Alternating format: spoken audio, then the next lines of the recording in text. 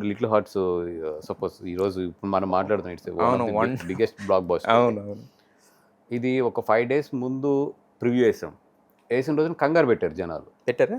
ఇక కంగారు పెట్టారు. కంగారు పెట్టినా కూడా నాకు వంశీకి ఉన్న గట్ ఫీలింగ్స్ ఏంటంటే మనం చూసినప్పుడు ఏదైతే ఎంజాయ్ చేసామో అది డెఫినెట్గా థియేటర్లో ఎంజాయ్ చేస్తారు. సో వాళ్ళు ఇచ్చిన సజెషన్స్ కొన్ని నచ్చినాయి.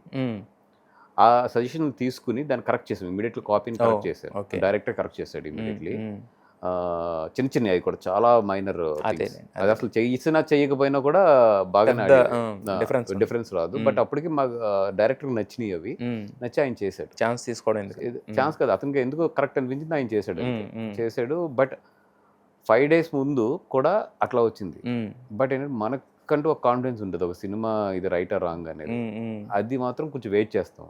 కొన్ని ఏంటంటే రిలీజ్ ముందే మనకు అర్థమైపోతాయి. అటు గురించి పెద్ద వెయిట్ చేయం. మ్యాట్నీకే ఓకే సర్దుకుని ఆఫీస్ సర్దుకుని తెలిసిందే కదా, అనుకున్నదే కదా, పిల్లల్ని తీసుకుని ఏదన్నా బయటికి వెళ్ళి ఒక 4 రోజులు మర్చిపోయి వెనక్కి రావడమే తప్పితే. బట్ ఆ హిట్ ఆర్ ఫ్లాప్ అనేది మాత్రం ఓపిక ఉంటుంది. ఎక్స్ట్రాడినరీ సర్కమ్స్టెన్సెస్ కొన్నిటి వల్ల కొన్ని మంచి సినిమాలు కూడా ఆడవు, కానీ జనరల్లీ మంచి సినిమా ఇప్పుడు కూడా ఆడేస్తుంది. అది కొంచెం టైం తీసుకుని